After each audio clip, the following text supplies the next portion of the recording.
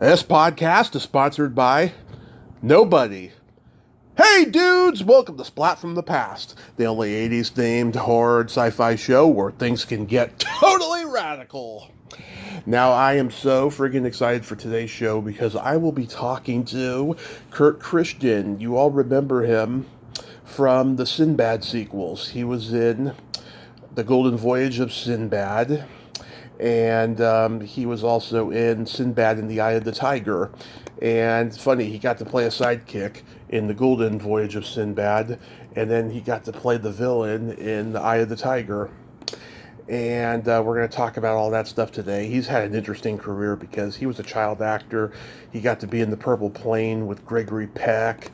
He got to work with, oh my God, so many giants. Yul Brynner. He got to work with Alec Guinness, Michael Caine, Omar Sharif in The Last Valley. And he was on Bring 'Em Back Alive with another guest of mine, Cindy Morgan. And he was in one of my favorite 80s New World movies of all time, The Boys Next Door, where he played a gas station attendant. And we're going to talk about a lot of that stuff today, and I can't wait. It's going to be awesome. It's Labor Day. Happy anniversary of the first pregnant woman. I've been telling that joke 30 years. It never gets old. Also, there's a couple things I'd like to bring up. Netflix released a 6-part series a couple weeks ago that's very hard-hitting, called Painkiller, about the opioid addiction in the Sackler family, and all that shit that's been going on for 25 plus years now. And Wendy Gazelle, who's been on the show, her husband played a ethical doctor in it, and he did just a fabulous job, and I think that he was just fantastic. So I wanted to commend him. John Ailes is his name. And also too, on Friday, I interviewed Kim Norwitz from Just One of the Guys, and I made a slight snafu. I said I've interviewed 9 people from that movie. I've actually interviewed 10. The 10th person I didn't mention, I forgot to mention, was Lee McCloskey, and I feel so bad. I love Lee. He is just a deep, insightful guy and so wonderful. So I'm sorry, Lee. 10 people from Just One of the Guys, not 9. So yeah, here is my interview with Kurt Christian. Going back in time, I know that you made your film debut at 4 years old in the Gregory Peck movie, The Purple Plane. Were your parents actors as well? No, not at all. My father was an architect, and my mom was a homemaker at the time, but she was from Sri Lanka, and my dad was British. And they just happened to know so many people, and they thought I was right for a couple of things. Because I was a little bit dark and had thick black hair and could be any race, you know what I mean? Yeah. Like half a dozen races. So they put me in a movie, and he was wonderful. I'll never forget him, Gregory Peck, and it was a lot of fun, and I took to it right away. So. Fantastic. Do you have any memories of Gregory Peck? Yes. I remember that he was extremely tall for us. I was 4, of course, but he was about 6'3", 6'4", and he was very kind. And he would come up to us. He had a very warm, pleasant voice, and he had a huge bag of bubble gum. Mm-hmm. He would spread it. He was supposed to be a doctor, and I was one of his patients in a war zone, and he used to bring us bubble gum in the morning, and we thought he was fantastic. Did you meet him again later in life? Yes, as an older man. He was president of SAG for a while. Uh-huh. I met him at some parties too, but he was absolutely wonderful man, a gentleman, and a charming guy. Yeah, he was just a brilliant, charismatic movie star, and there was no one like him. He was, and unassuming, and just talked to everybody. And later on in his life, he was introduced to the public theaters all over the country, and he would pack the houses everywhere he went. He couldn't believe it. Yeah. All they wanted to do was ask him questions about his career and his life. And he ended up enjoying that, and it became something that actors did, like Cary Grant did it, and a few others. Absolutely. Yeah. So did you fall in love with acting from the moment you were on the set of that movie, or did it take a while? No, I was already acting in Hyde Park.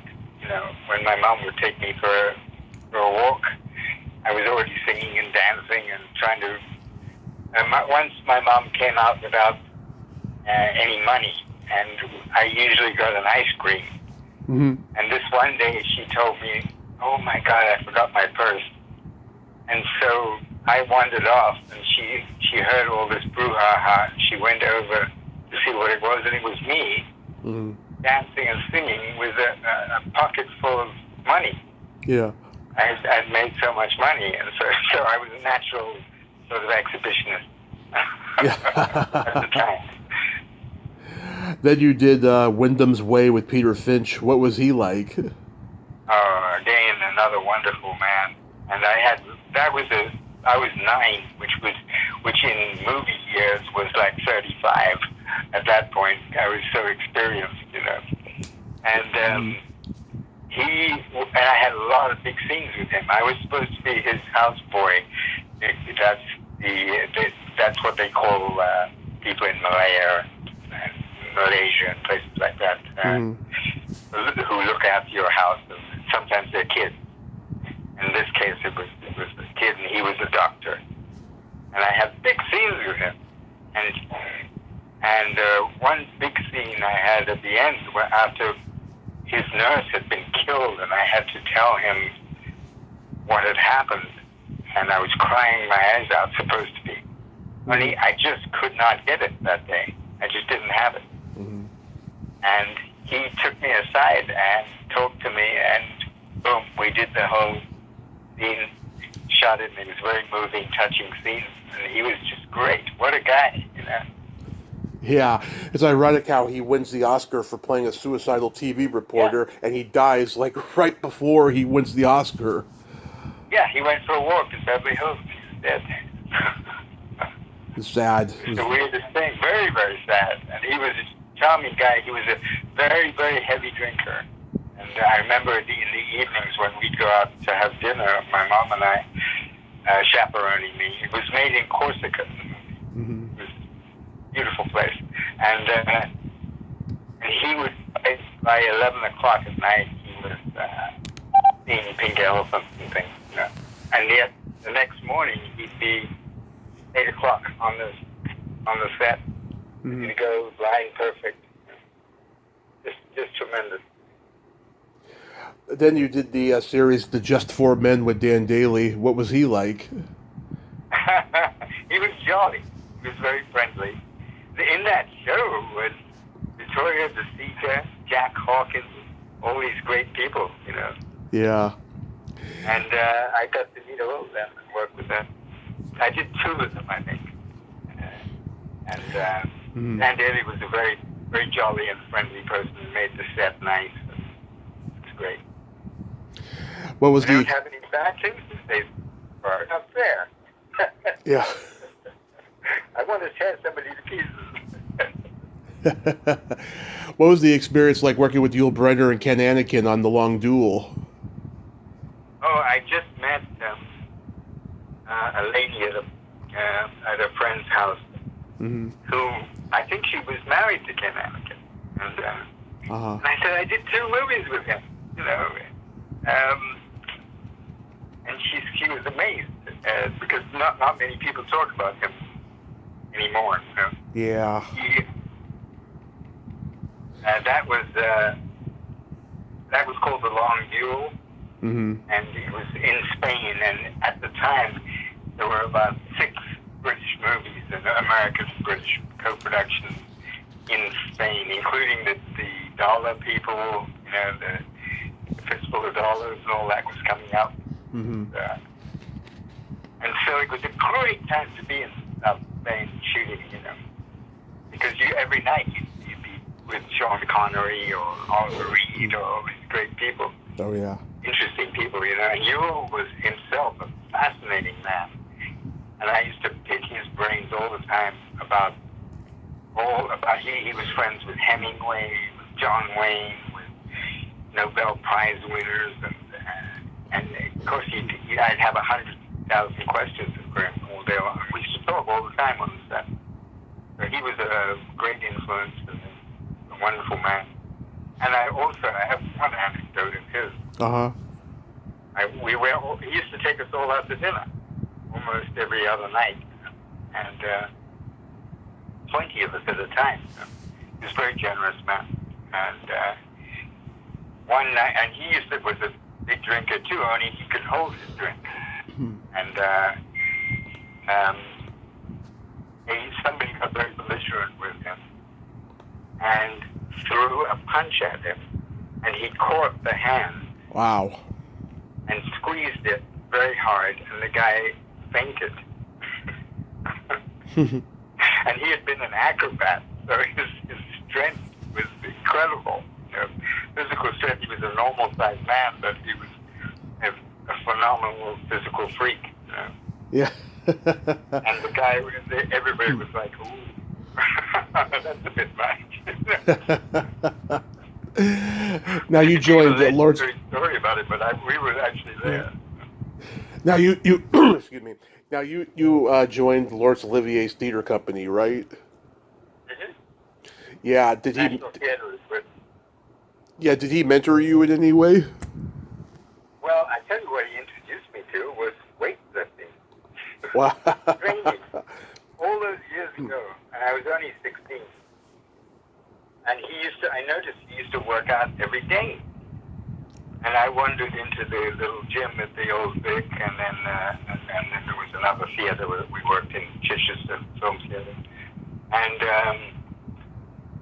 And he would work out with big weight. He was a real strong man. And he said, an actor has to be strong, dear boy. He said, work out hard. And I always did to this day. So he got you into weightlifting, but he didn't get you into any advice about acting?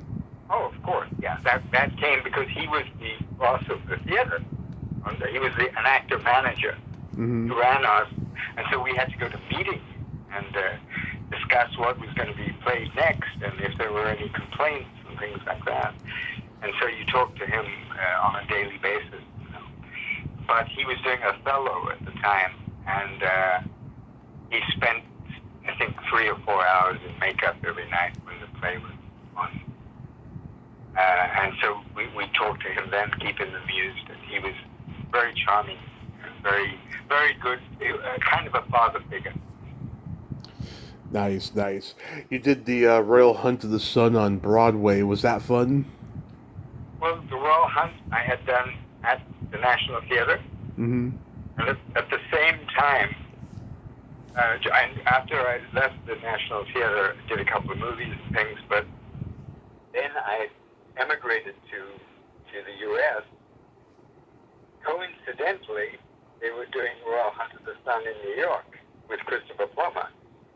And so I did it there as well. And I asked the director if there were any parts that I could do, and he said, "Oh yeah, absolutely." So I went straight into a Broadway play at 17 and a half. Yeah. So it was pretty amazing. You did ITV Saturday Night Theater and Twelfth Night with the legendary Alec Guinness. Tell me about working with him. Again, another man. Anybody like at that stature, Ralph Richardson was also in it. Mm-hmm. So you'd have these two giants every day in rehearsal for about 6 weeks. We rehearsed a long time in a church, I remember. And every day Ralph Richardson would arrive on a motorcycle with an old pilot's cap on. And he was very eccentric and a very jolly man. Mm. And then Guinness was very quiet. But he had a very subtle sense of humor. And so I started talking to him. And he was very amenable, very warm, very, very friendly. And little did we know that he'd be, Obi-Wan Kenobi. And I would ask him about the Oscar and Bridge on the River Kwai and all these great movies because he must have been in 80 great movies, in his life. So those days were wonderful. And then he was going to do a play, and he asked me if I would be available for it, and I think I wasn't, but that's the kind of man he was. Yeah. You do a horror movie, Fragment of Fear, with David Hemmings. How was that? That was like 2 days' work, I think. Yeah. And I just fell in love with Gail Honeycutt, who was David's wife, and she was the lead in the film. And a guy called Richard Sarakian was the director, and I had never seen like a 400-pound man before, so he was pretty fascinating. But he was very nice, very kind, and I really enjoyed it. I was their waiter, and I kept interrupting them. Yeah. And she was so gorgeous. She was a Texas beauty, and I was like I was with Carolyn Monroe, just like Yeah. It was amazing. It's hard not to get tongue-tied around Caroline Monroe. That's what I was when I interviewed her. Yes, absolutely. And she's not at all intimidating. No. In personality, she's delightful. Absolutely. I think she's used to it now, the impact that she has on the students. Yeah. How about Michael Caine and Omar Sharif on The Last Valley? Wow. This is a good day. I'm enjoying myself. I'm glad. Those are two of the greatest guys I've ever worked with. And completely different in every way. Yeah. One an introvert.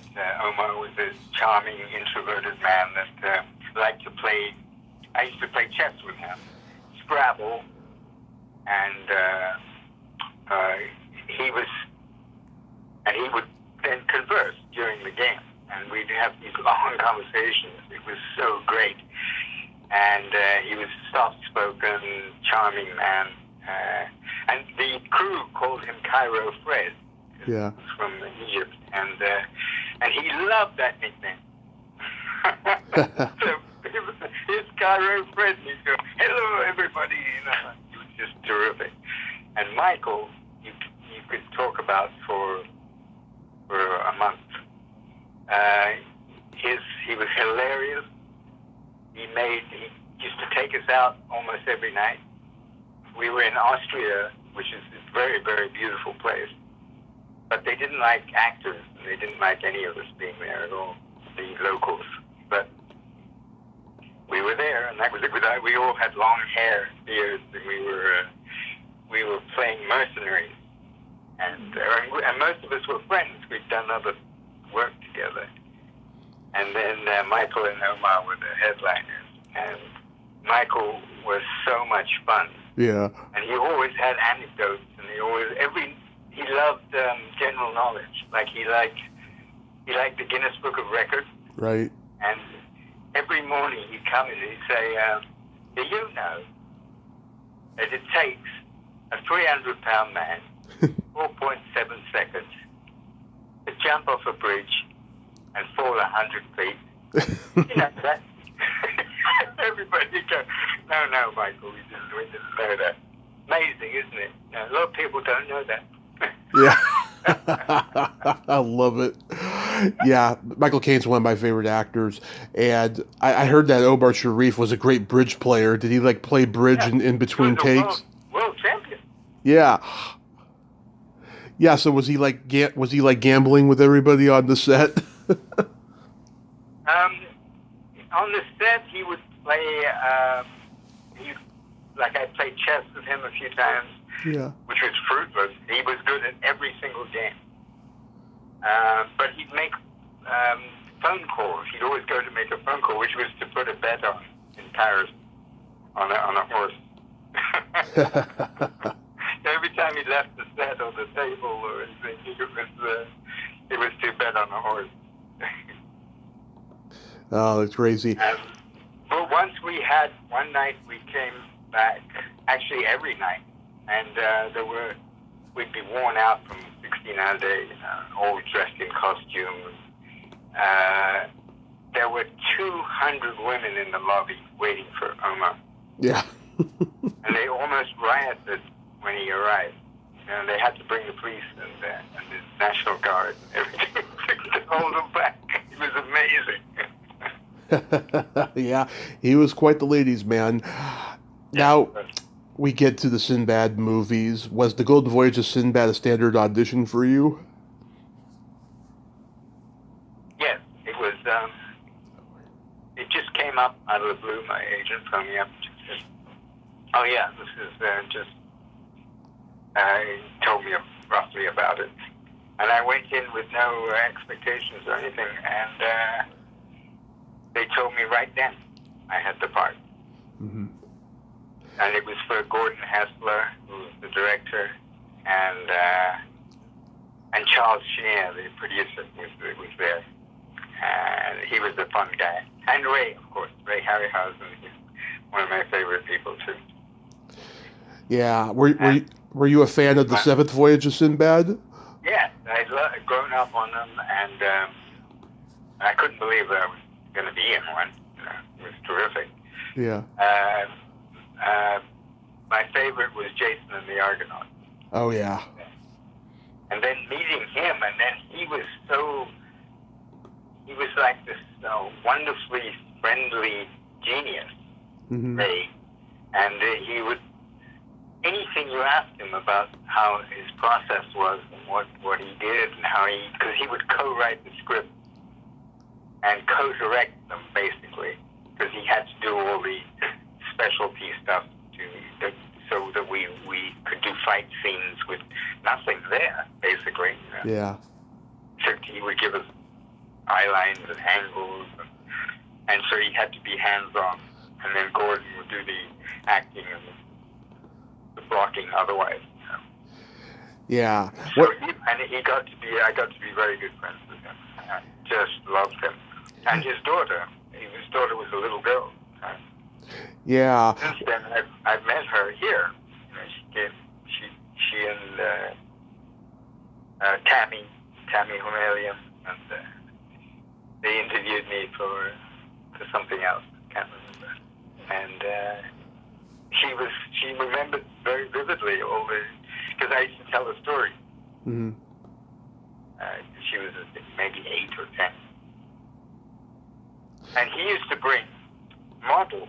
The models were only like 10 inches tall, 6 inches to a foot high. Mm-hmm. But they're fully articulated, every single motion you could do with them.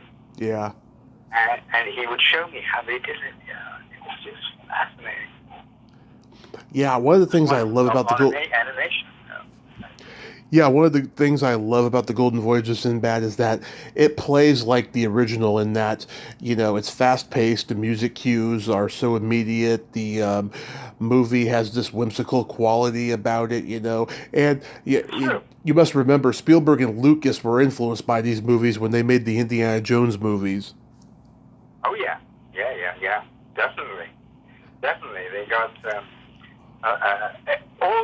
almost all of that generation loves Ray Harryhausen stuff. Oh, yeah. Just, and as you said, a huge influence, and on many of their works. So they kept that quality of all of the characters often interacting. Like me, Carolyn, John Philip Law, all of us were always interacting in some way or another. Martha Shaw, all the characters were. So you felt like it was a family, a group, and you were even more invested than if it's just a hero. Yeah, I mean, he influenced so many people, I mean, I interviewed the great breakdancer Michael Boogaloo Chambers, and he told me one of his biggest influences was Ray Harryhausen's stop-motion creatures, just the way he moves so robotic and slowly. He was influenced by Ray Harryhausen's stop-motion creatures and the comedy team. Yeah, I never thought of that before. Yeah, and the comedy team of Shields and Yarnell, too. Yeah, brilliant. Well, we had, at the National Theater, we had Jules Chagrin, she was our mime teacher. Mm-hmm. we had teachers for everything at the National Theatre, including mine was just beginning to get very important in movement, and so she taught us a lot of the stuff that we saw like 30 years later. We saw Michael Jackson doing, and we were doing it at the old Vic, Yeah. 30 years before. And so that was the value of being at the National Theatre on top of everything else, on top of voice and being with great actors, seeing them, how they develop their characters, and being put on the spot yourself, and finding out that these people are just people, but they just work harder than other people. That's all. Yeah.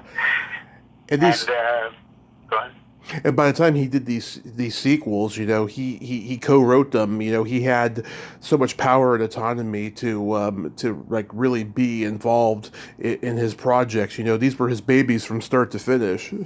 Absolutely, yeah. Because he would mix up different myths with the screenwriter. Yeah. And they would, and you'd have things from many different eras all mixed up in the story, and it was wonderful.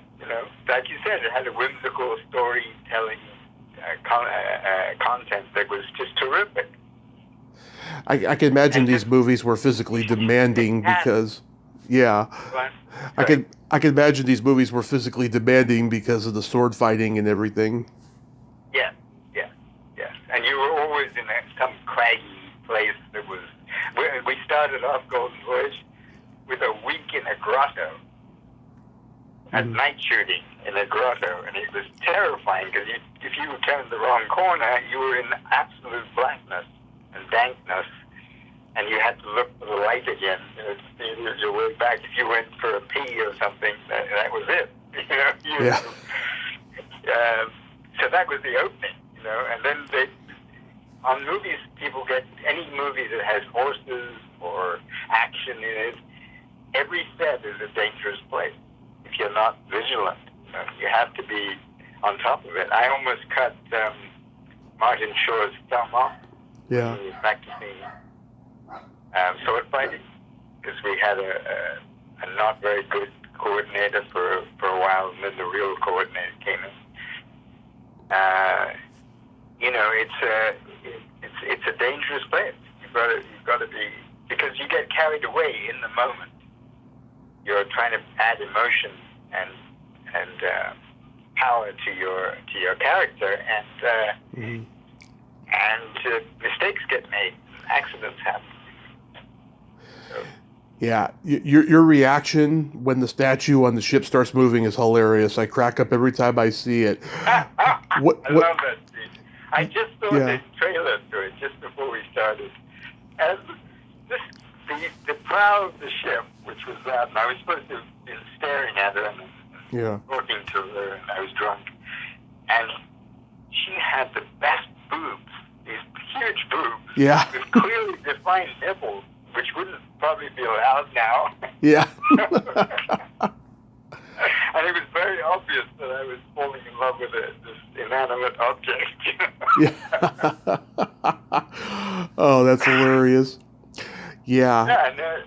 Yeah, that was a very creative scene, actually. Terrifically done. And then and scary, too. Very scary. And they did the storm right afterwards. Right. And we were on the plane in Madrid, in Spain, just outside Madrid. And they did it the old-fashioned way, which was huge barrels of water coming down ramps at you. At like 30 miles an hour, and flattening us. They were throwing us all over the place. Like, it was as real as it gets. Talk about having accidents. We were all banged up and bruised. But we were all in our sort of early 20s and wanted to do all our own stunts and everything. So it was so much fun. Oh, yeah. How about there's that gigantic ape statue in the Eye of the Tiger. Oh, yeah. Yeah. You mean the one with the 6 arms? Yes. Yeah, Polly. Yeah, that was. Yeah, I had to fight her, and I was the one that pushed her off, and actually made her crack. Yeah. So that scene took a whole week to 10 days to shoot. Yeah, that must have been. It was in Malta. We shot that. In Malta, because Spain was where Golden Voyage was shot, right? Yeah. Spain and Mallorca. The opening was Mallorca, and then we moved to Madrid. We lived in Madrid, and we had little apartments. And it was just delightful. Madrid's a great city, and a car would come and take you to the studio every morning. And do you know that it was Robert Shaw who plays the Oracle? Right. Yeah, I saw that. He was uncredited. Yeah. He came for one day, and they paid him with a little suitcase. Because he had 8 children, so he probably always needed money. Oh, man. He was paid cash, 8 children, wow. Yeah, and he was a very, very fun guy. And brilliant, too. Yeah. So how did John Philip Law and Patrick Wayne, what was it like working with those guys? They were probably just 2 different guys when it came to working, right? Yeah, John Philip was very laid-back guy, very experienced, and he had a kind of wonderful take on the character, I thought. Mm-hmm. He made him kind of a throwaway hero. That's his business, that's what I do. So, gotta do it.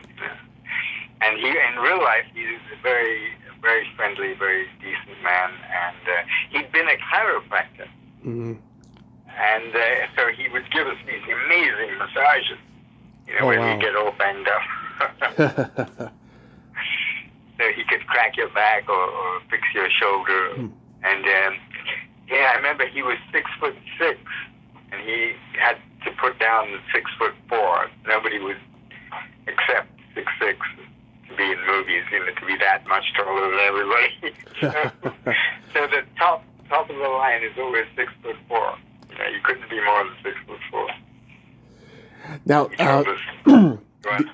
The Eye of the Tiger was directed by Sam Wanamaker. That guy was interesting because he was a character actor everyone knew as that guy, and he directed just about anything in every type of movie and TV show there was, yet he wasn't a household name until Quentin Tarantino made the movie about him, about Once Upon a Time in Hollywood, where he was a character in that movie. So what was he like as a director? Well, he was one of the Hollywood 10, Uh-huh. one of the guys from that era, and he was a very feisty man. Yeah. And very dynamic. He had tremendous charisma, and he had been a really good actor, I thought. Oh, yeah. And his daughter is a terrific actress. Oh, yeah. Zoe. He approached this movie as if it was Streetcar Named Desire. And I thought he was terrific. Yeah. He didn't think, a lot of the British actors started off thinking, oh, one has to do this movie just so that one can do stage, They had that kind of attitude. And then once they got into it, they loved every minute of it. And then they started appreciating these things much more, Yeah. Once they got involved with them. And even when we were at the National Theater, when we were rehearsing, the most exciting day of the rehearsal was Burt Lancaster came to say hello to everybody. Everybody was like a little kid, all the lead actors, everybody was like, oh my God, Burt Lancaster's here. Even the Knights and then Michael Redgrave and all these people were like, gooey about this Superman from their childhood. Mm-hmm. And Jane Seymour, of course, was in Eye of the Tiger. What was she like to work with? Well, she became a very good friend. She lives here in Beverly Hills somewhere, I think, and we used to go drive in together to the set in Malta, and we'd talk all the time. And I had actually auditioned when we were maybe 15 or 16, 17, with her for Romeo and Juliet. Oh, okay. With Franco, the very famous Italian director. And neither of us got the parts, but it was a great audition. And then, of course, Taryn Power, who passed away a few years ago, she was gorgeous. Yeah, she was. She was sweet as could be. She had an ethereal quality, which I don't know if that was brought on by substances or if it was just Yeah, we all know those kind of people. Yeah, she was ready to cook for everybody. She was barefoot always, I remember. She was adorable. Just a sweetheart. Yeah, wasn't she kind of a hippie chick, too? Yeah, very much so. Yeah. You made a... Go ahead. Tom Baker was also very eccentric. Oh, right, Tom Baker. And later became Doctor Who. Oh, yeah. God, there's been so many people playing Doctor Who. That's right. Yeah, hundreds of them now. And they've had a couple of women, too, now. Oh, what was it like working with Margaret Whiting, who played your mother? Well, every scene we had was together. Yeah. And we cried with laughter all day long. And because both come from British theater, yeah, we both had stories, kept topping each other with stories about different people, and we were literally crying with laughter. And they'd say, "Okay, everybody ready," and we'd have to pull ourselves together and then go straight into the scene. And they were very emotional scenes. She was supposed to be this hands-on mother, like a sage mother, because she wanted me to be the prince or the king, and I wanted to be to show off to my mom that I could do it. And so we had worked out that dynamic, that they were really in love with each other. It was like an incestuous relationship, but not acted out. Yeah. So we kept that tension going. Theater people, you gotta love them. Yeah, it was so much fun. Every day with her was marvelous. You made another horror movie, Horror Hospital, with Michael Goff, who, by the way... It's a cult movie. It's a cult movie now. Right. And, I'll always remember him as Alfred in the Batman movies, but, the fact that he played a horror villain, it just boggles my mind. Michael Goff? Yeah. Oh, yeah, he was great. He was so charming and fun, and a very witty man. And he himself didn't know why he was there, Yeah. Except that he's an actor and it's a part, There was a dwarf in it. There was everything you could think of in that room. There was a girl, Miss England, who did all the nude scenes in it. Yeah. And she became my girlfriend for a while. I've forgotten her name, but she was just stunning, and she became a body double after that. Oh. Every time you saw a nude scene in the 70s, it was her. She had this killer figure. Yeah. Wow, I didn't even realize how much of a cult movie it's become. So, people, talk to you about it all the time? Yes. And I even get letters about it and everything. And they made this guy who really, he and his boyfriend had some debauched weekend somewhere in France. Mm-hmm. And they were super high, and they wrote the script over the weekend. And because they had big contacts and money people in France or something, they managed to get it made. But it was really just a kind of bad dream that they had. I've talked to. That's another one where that was made at this place called Nebworth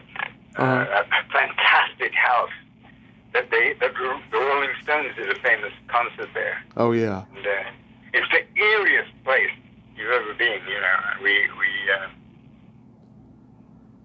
It's probably more eerie than Altamont. say that again?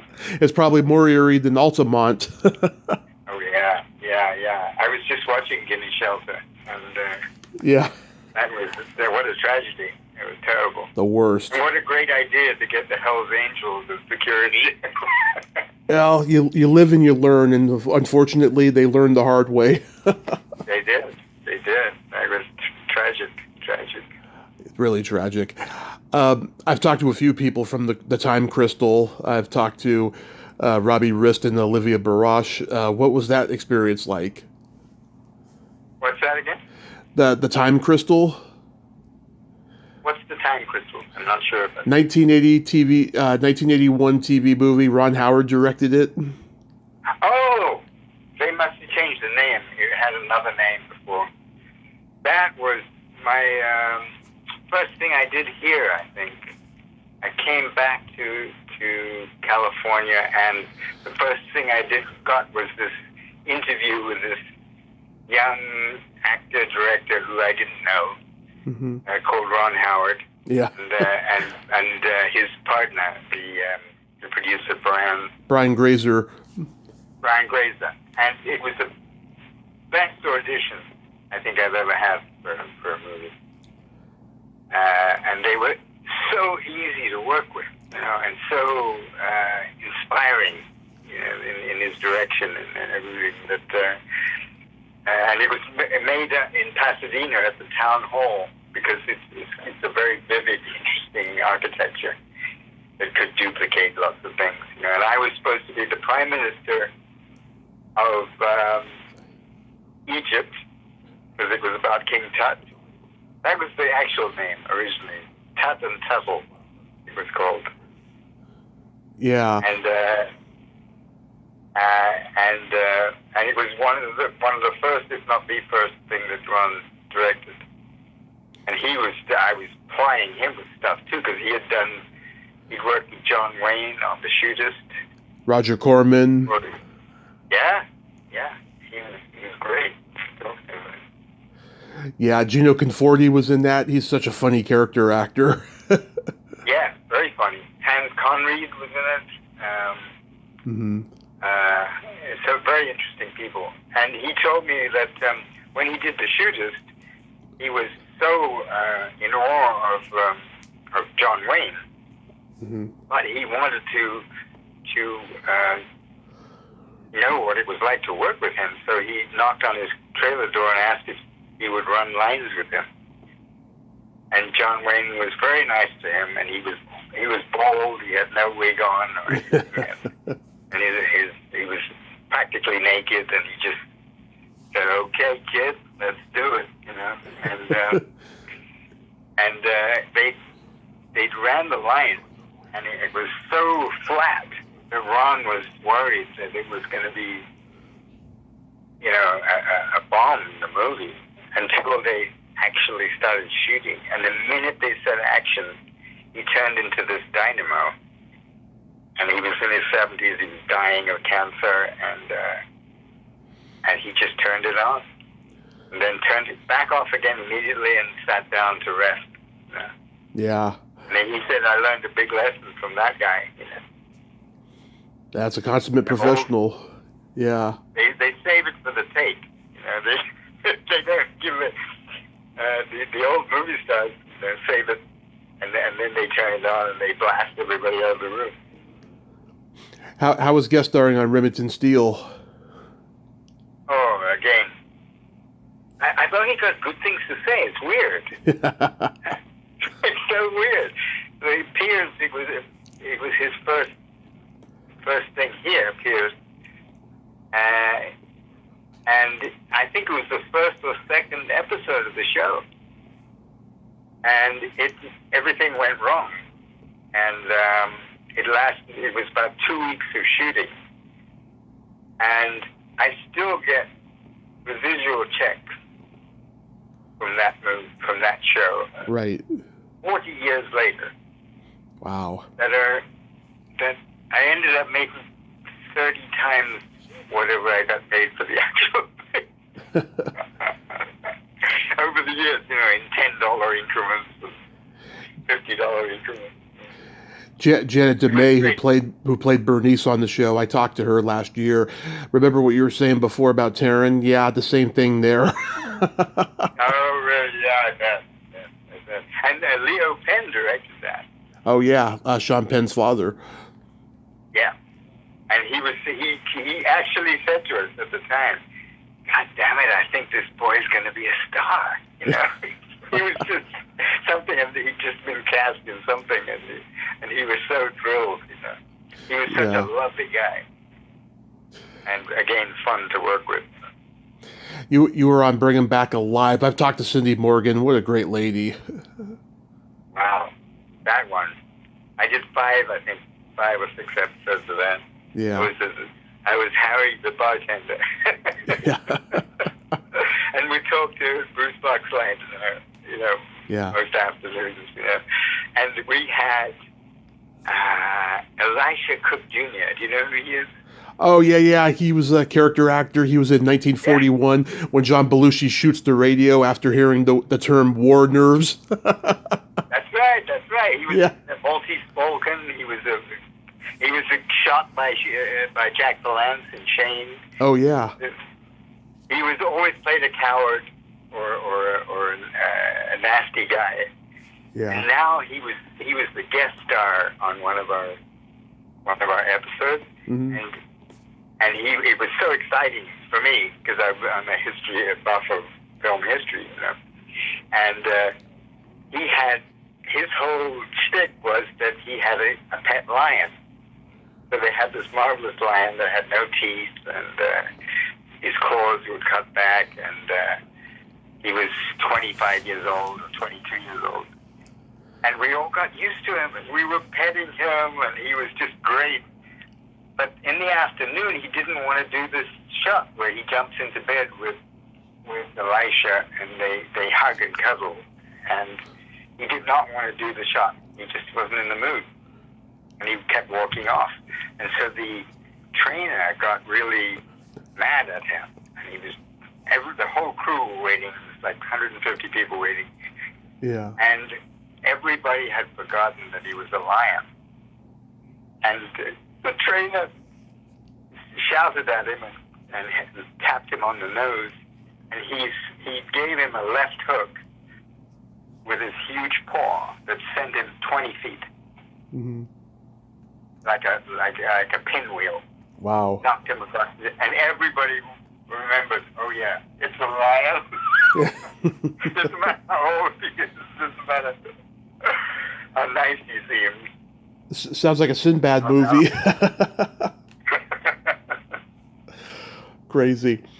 Then you were in one of my favorite 80s movies of all time, The Boys Next Door. What was that like? Oh.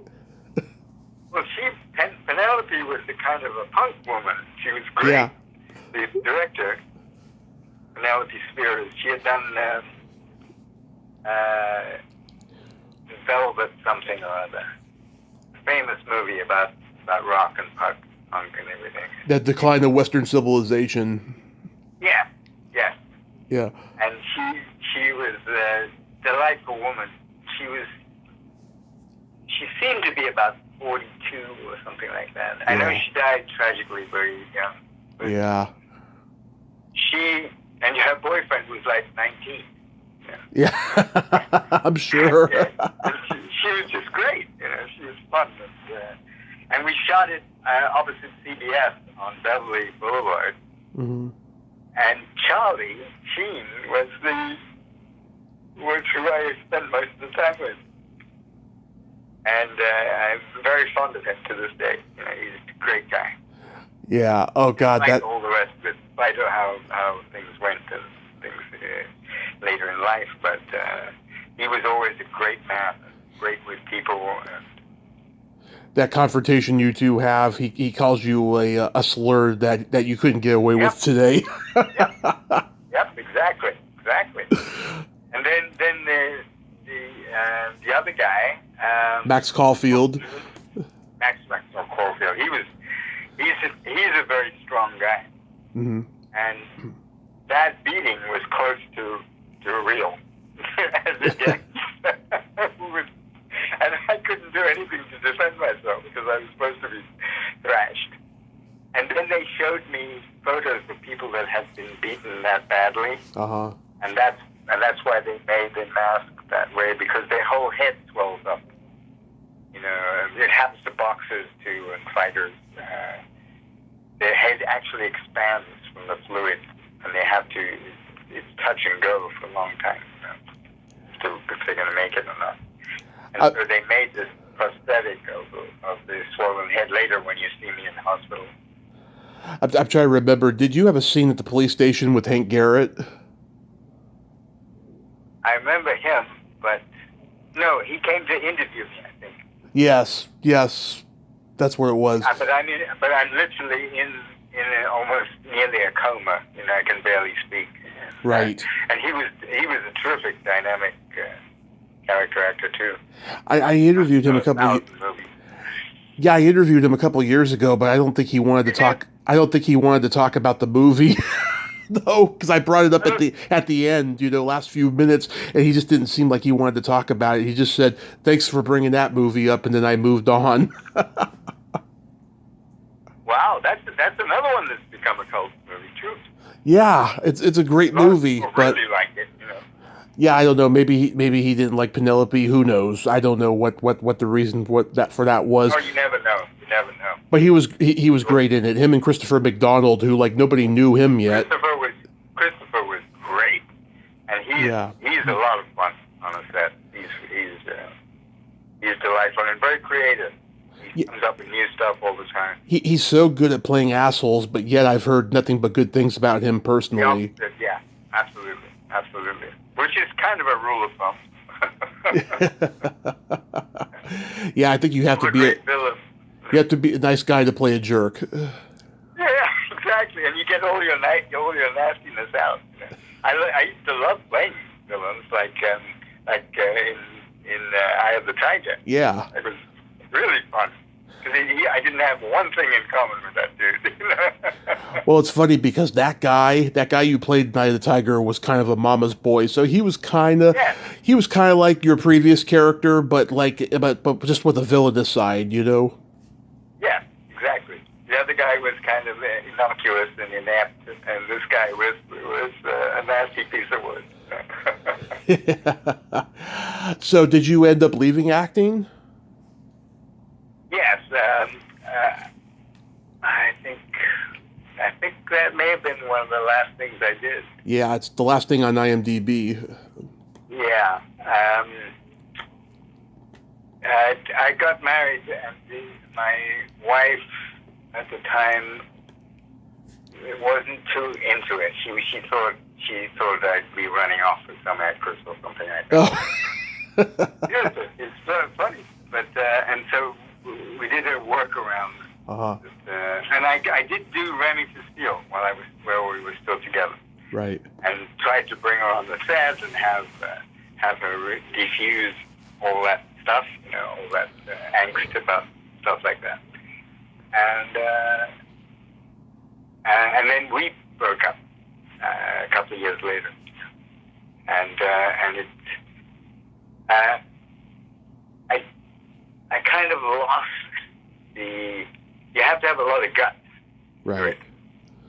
And I kind of lost the drive to do it, and instead I became a trainer of actors, a personal trainer on a physical basis, and for their strength and for their physiques. Just long before now, you have to be in shape, you know. As you know, most of the leading men are in pretty good shape and can be brought to it very quickly. And so I was ahead of the game on that. And again, I would credit Olivier with that and say that, you know, that the thread runs from him. Right. And from people like Burt Lancaster, you know, or Charles Bronson, or, you know, people who were shredded and ripped and looked great. And people thought that was just a genetic thing. It's no, you couldn't be trained to be like this. Yeah. But that's still today what I do, and I like working with actors most of all, and athletes. They're very disciplined, and they do anything for their profession. You've never gone back to the theater or anything? No, my sister is an actress, and she'll do anything in any theater at any time. All these 99 seat theaters, she's been in every single one of them. So she's got not that I don't love acting. I story tell all the time, So, and also I've still got my SAG card. So, if the right thing was there, I trained a couple of leading actors, and they're always saying, "Do you want to do something? I'll do something." So it's there. Wow. So do you miss acting at all? Like, do you want to get back to it? I miss it. Yes, I do. I would, let's say, if something was offered to me or something interesting worth doing, I would do it. Yeah, because by the time you got out of it, like the kind of movies you were known for, those fantasy epic period pieces, they were kind of done by that point. But then once Ridley Scott started bringing them back with Gladiator and stuff, it seems like there's one like every year now. And of course, the technology is better with digital and all of that stuff. True. Yeah. And the other thing that I would do a lot of were action adventure movies. Oh yeah. Which is very different from an action movie. They had real stories like The Long Duel, and there's a movie called Paper Tiger. Did you see that one on the list? I did see it on the list. That was another Anakin movie you did. Yeah. So that one had David Niven and Toshiro Mifune, the great Japanese actor. Oh yeah. And he was a big hero of ours, from all the great samurai movies, the Kurosawa movies, and also a huge influence on George Lucas. And oh yeah. There wouldn't be a Star Wars if it wasn't for The Hidden Fortress, which was Kurosawa's movie. Which, if you look at it, you think, wait a minute, this is the same story in Star Wars. Right. Yeah, it's like they had seen that in college, literally. Mm-hmm. They were very influenced. Did Mifune have a interpreter on set? Because I heard he didn't speak English. He pretended he didn't speak English. He didn't want to talk because he always had a hangover, and he had two girls who looked like classic geisha girls. They were in kimonos and they were made up and they were very pretty, and they were his interpreters, one on each arm. He was magnificent. He was just great. You couldn't make up a better movie star. Yeah. And he had a ice bag on top of his head. Oh yeah. Right? At the set. What a character. He did not disappoint. He was like a superstar. And then David Niven was another one that would take. I had a girlfriend with me, and he would take us out to dinner every night in Malaysia. That movie was made, and he would tell us all the stories that were in his books and other ones that weren't allowed to be in his books. So he couldn't be more charming. So what do you got going on these days? Well, as I say, I train. I live in the Hollywood Hills, and it's a beautiful afternoon today. And I train people 6 days a week. Yeah. And do you find that in your 70s you're still, physically, able to do so? Do you ever see yourself retiring? No. Or getting... I set a time of when I would consider myself old, and it doesn't happen for about 20 years. I don't see the point of it. No, I'm very physically adept at the moment, and I train 2 in combat and in martial arts. So that's very vivid, and then the rest is strength and fitness training. And I have mostly actors, and a lot of them are older. They're somehow managing to have, like Ron Perlman. Do you know Ron Perlman? Oh, yeah. He's still making action movies at 73, 74. Mm-hmm. And he's at the Venice Film Festival right now. Wow. Yeah, Ron Perlman, Hellboy, Beauty and the Beast. I mean, he's a legend. I got him ready for Hellboy, for both Hellboys. Wow. Because he had to be in shape just to wear the prosthetics, for 12 hours a day. Wow. Kurt, you are amazing. Thank you so much for coming on today and sharing all these wonderful stories. And great. I hope you have a happy Labor Day and be safe out there. Thank you very much, mate. I appreciate it. This is a lot of fun. You're a very good interviewer. Oh, thank you, sir. That means a lot coming from you. And just continue living happily. And hopefully we can get you back on screen in the future, maybe after the strike is finally resolved. Yes, right. Well, feel free to call anytime. We'll keep in touch. Absolutely, sir. Let's keep in touch. Okay. Bye, Tony. Okay. Bye-bye. Well, there you have it. Kurt Christian. Ain't he a cool dude? Oh, what a nice man, huh? Lots of wisdom, great stories, very humble. I loved talking to him. He was just great. Well, until next time, this is Tommy Throwback Kovac saying there's no shame in living in the past because the present sucks. Later, dudes.